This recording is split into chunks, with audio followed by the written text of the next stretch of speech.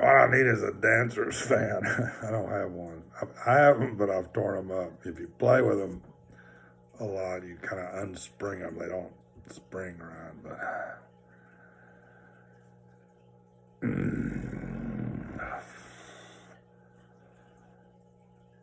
I look like an idiot, but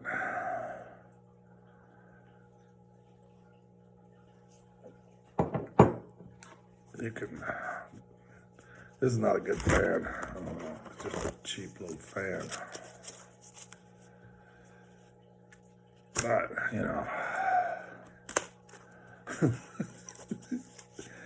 doesn't work.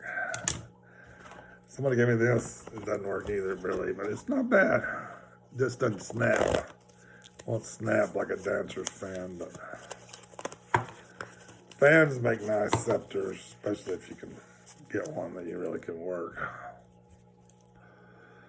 But even that's the reason everybody in Japan has a fan, They need a scepter,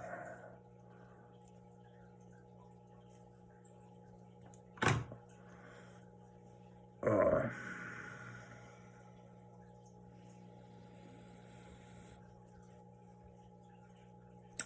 so I just, you see those, the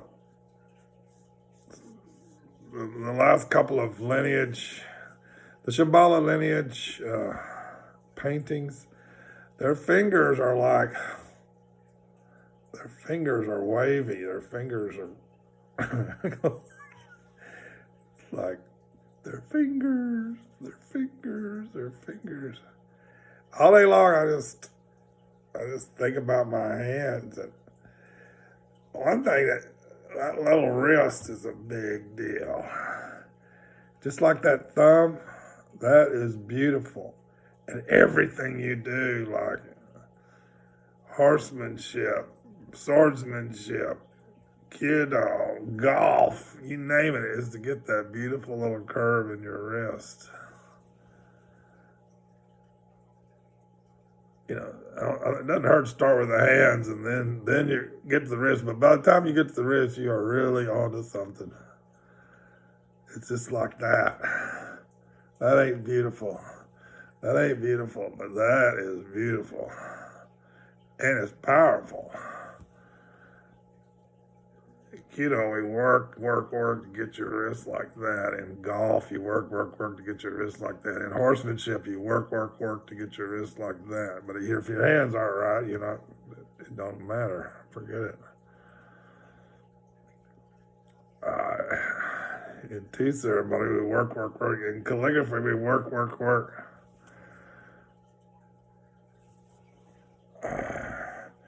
But it's just like, if I'm driving in the car, I just want to get my day going in a good direction. I just think about my hands and I just always thought about my head and shoulders. That's all I thought about. And it was great. But it's like they're working or something. And the next level is my heart. That ain't working.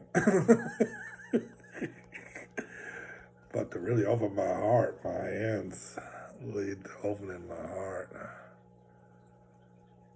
So I've done a job, and now I got another job to do. Opening my heart. It's very powerful.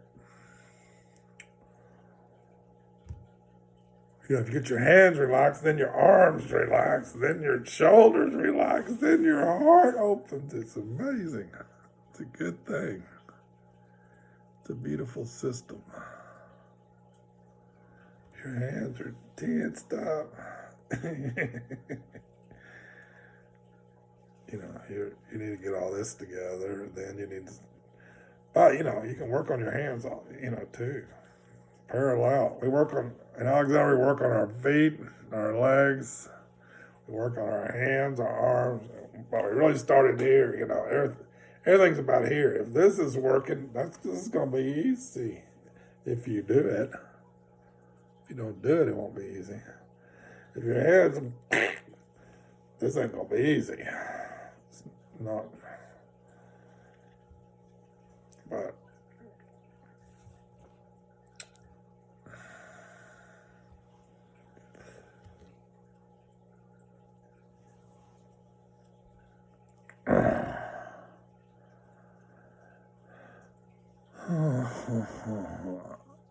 This one's really out there, man. This is the one I should really leave alone. But this one, next thing, has nothing to do with Alexander. It's got nothing to do with the first 20 years of meditation. No, they introduce it in the beginning, but they don't talk about it. You're not going to find very many Tibetan teachers talk, even though they do, but it's advanced. This is advanced in Tibetan Buddhism. But it's what they're talking about from the beginning, too. You might as well understand a little bit about it. Even what makes it weird is how powerful it is and how quickly it takes you to the rabbit hole of Alice in Wonderland, shall we say. This takes you right there. So it can make you crazy, you know. It can loosen things up too quickly, you know. So, but it's very self-correcting. You just stop, you know. You just stop. Okay, so this is called gazing. And this is powerful shit. This is how kind of like what they say is so chill. You know, once you really are at a high place, they say you gaze and then you have experiences. And then you absorb those experiences and then you gaze again and then you have further experiences. And you absorb those experiences, or you maybe you stop, you know, save the gazing for 5 years or 10 years or 20 years, I don't know. So here's how we teach with the gaze. This is the straight up stuff, straight up Buddhism 101. Well, how you use your eyes is very important. It's not more important than how you use your body and mind, or how you use how you relate with your thoughts and how you relate with your emotions. But once you get a little understanding of some of those, or even if you haven't got that far, a little experience with gazing is going to show you the future, show you the path. I don't know.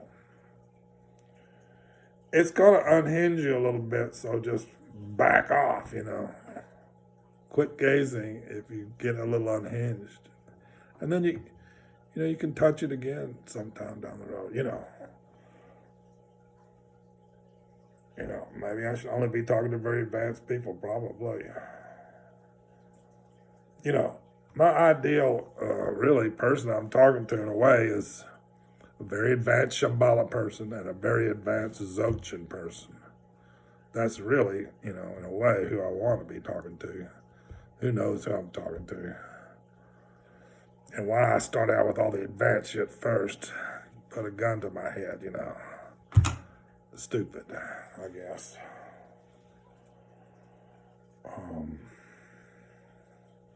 You know, maybe I'm not the only one talking about this shit, you know. The Tibetans say that, a pretty good job saying, but not really. I mean, once I go through it all, you're going to see that it really fits with what the Tibetans are talking about. Too, you know, it's just those who have ears to hear, those who have eyes to see. A lot of people never have any idea of this, even though it's kind of been shown to them, but they just weren't ready to go there. That's fine. If you're not ready to go here, don't turn it off, you know. If you freak out, you just go back and you just stop. Say, oh, that is powerful shit. That will make you shift your perception a lot, you know. That's some powerful shit to deal with. Maybe I'm not ready, you know, whatever. But it's, you know, it's easy to touch it and back off. I touch it and I back off. And I touch it and I back off. And I touch it and I back off. And I touch it. That's the way I do it. And I think that's why anybody sensibly should do it. It's very powerful. If you just do it, you're going to go insane a little bit, you know. But then you just back off. You don't really want to go insane. You know, it's not the plan. But the plan is to go toward the wisdom, but be careful, you know. So the initial instruction of meditation is eyes open. It's really hard to get a lot of people